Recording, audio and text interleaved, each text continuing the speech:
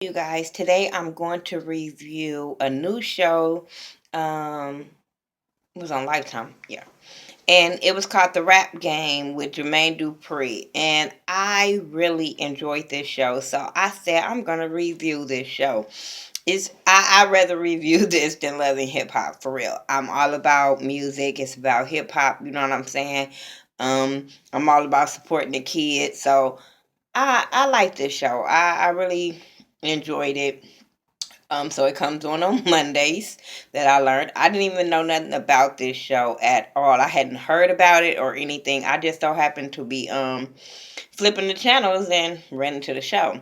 So it's about Jermaine Dupri, and y'all know he's a big producer, and he discovered like the Brad and Jacket Edge, and Criss Cross was like his big group, and Bow Wow and stuff like that. So he's about to do it again.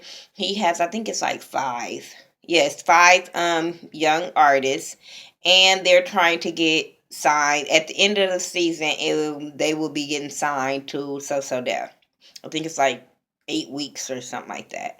So I don't have no notes. I'm just gonna talk about the first and second episode this time, and then jump on next week. So y'all can get caught up on first and second episode. I think it's on a lifetime.com or whatever. But let's talk about the kids. You have, I'm gonna call her Lyric. I think it's something with her name, but all I remember is Lyric.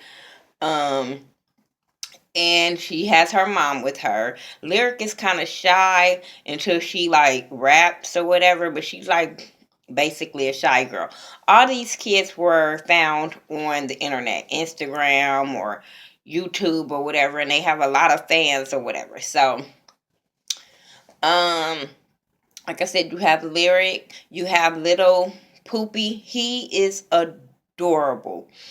I don't know. I don't see it for him being signed, but I was like, he's marketable. He's really marketable because he's really, really cute, light skinned, pretty ass eyes, long hair.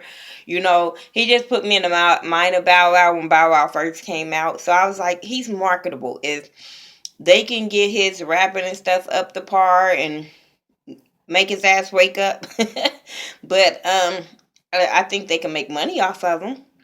I'm not too sure. Some of these parents, I think it was his stepfather, godfather, or something like that, that is with him as his manager, called Papa Lewis or something like that. And I'm sitting there like, is this career for you or is it for him? And that's how I was feeling with a lot of these people. I'm like, is it for the parents or is it for the kids? You know what I'm saying? Because some kids, they drive just wasn't there. Um, then you had, okay, I said Little Poppy, I said Lyric, um, Lil Nico, I think that's his name. He's from San Diego, California, so I'm gonna have to go up for him on that part because he a Cali baby. Um, I think he got potential.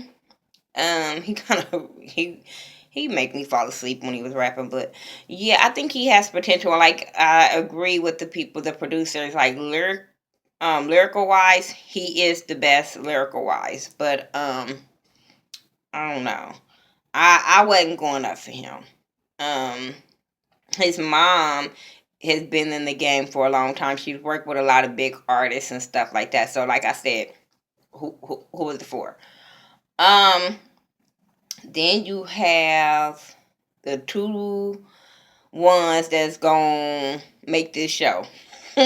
You got what's her damn name? Peach. Is that her name? Super Peach. Yeah. So you got Super Peach, and I think she was cool. She has her sister and her mom there with her, helping her out. And her problem is her sister write her lyrics for her or help. I don't think she write all of them, but I do think she tweak it to make it better. And then you have Miss Mulatto. I think that's her name. I don't know if I'm gonna feel her. I really don't. And the only reason why I say that, she has her dad there with her. And the only reason why, she's Atlanta based, so she ATL'd out, so she has this cockiness that it's irritating to me. I understand you having confidence in yourself and thinking you number one. That's what you're supposed to think. But I think her downfall is worried about other people. She's so invested in Super Peach and who writing her lyrics. I'm like, girl, get over yourself.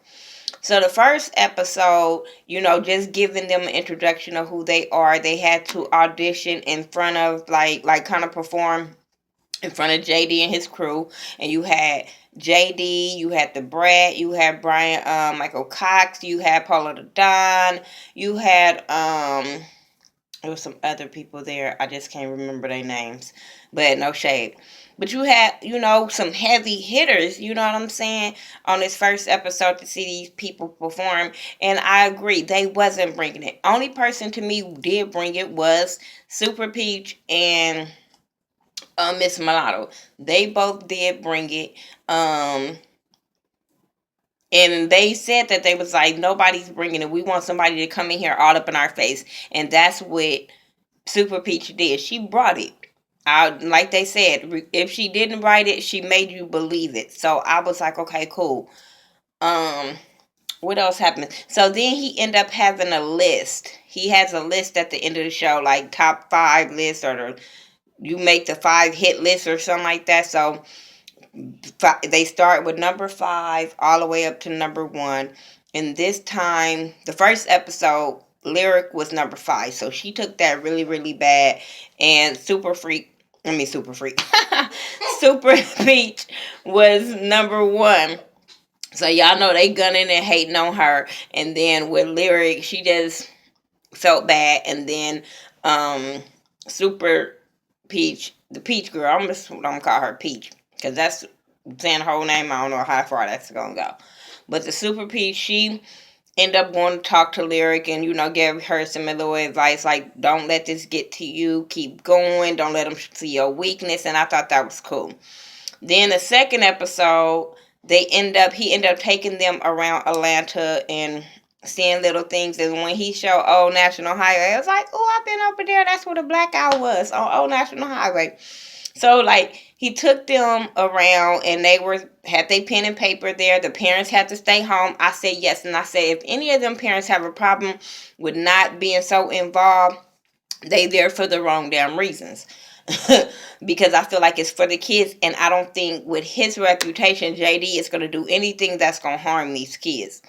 So he taking them around his old neighborhood, around the crisscross where they stayed at, where Outcast stayed at, and it was really cool. But then he ended up telling them that they had to write a verse, to like a Welcome to Atlanta verse of what they saw around the neighborhood and stuff like that. So they go back to the house.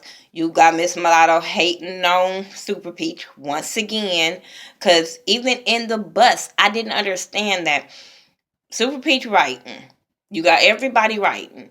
Miss Mulatto over there talking about she don't write her own stuff, yada, yada, yada. But clearly we see her writing something. I don't care if it's ABCs.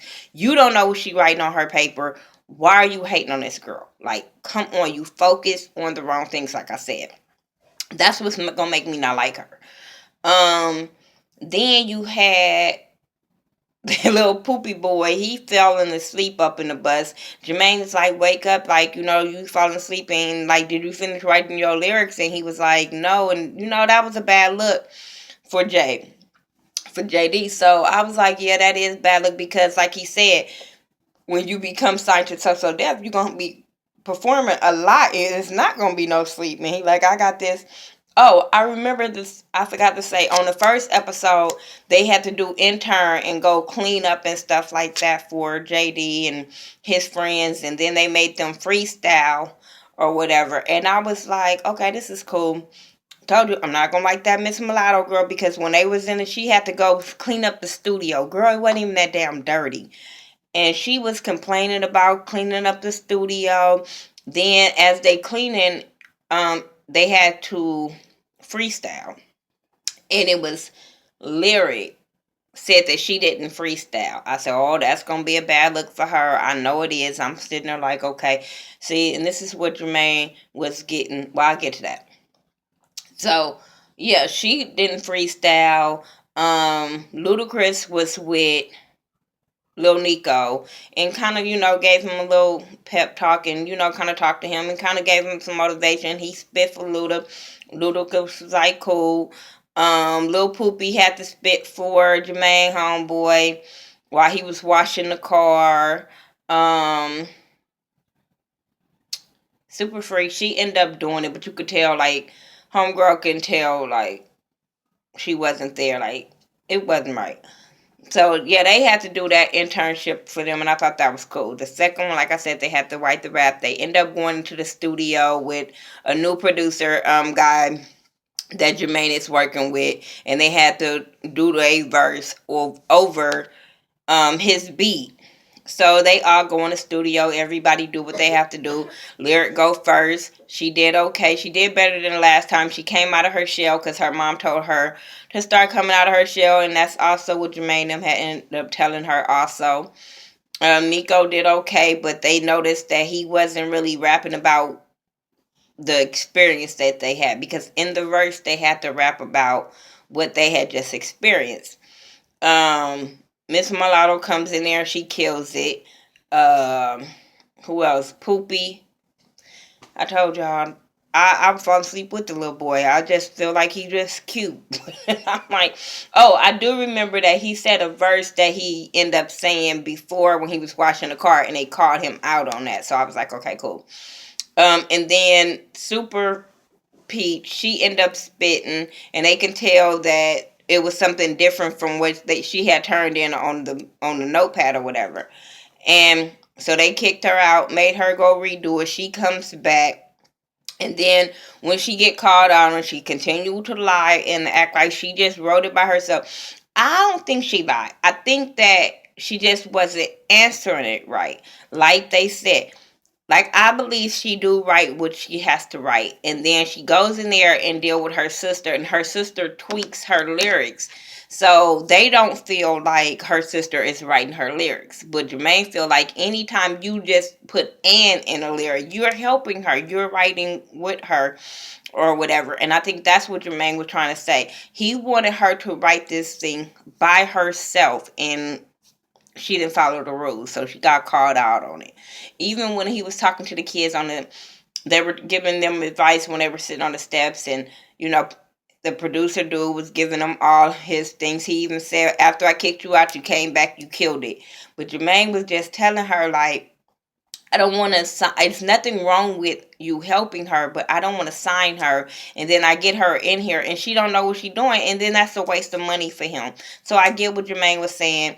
I think her sister kind of was mad just because they got called out on it in front of everybody, and then here you got Mr. Mulatto Daddy over there laughed. I'm laughing in my head. I'm like, you a grown ass man, dude. Calm your ass down. Um. But yeah, so this top five list was Lil Poppy at the end because his ass fell asleep on the bus. Then you had Super Peach, number four, because of her sister helping her write her lyrics.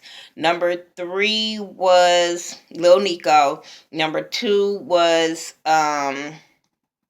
Lyric, because she came out of her shell and she did what she had to do in the studio. And then Miss Mulatto, because she killed it. She dope, you know what I'm saying? And then she wrote a whole song. She didn't just do one verse. She wrote a hook and everything. So that put her up at number one.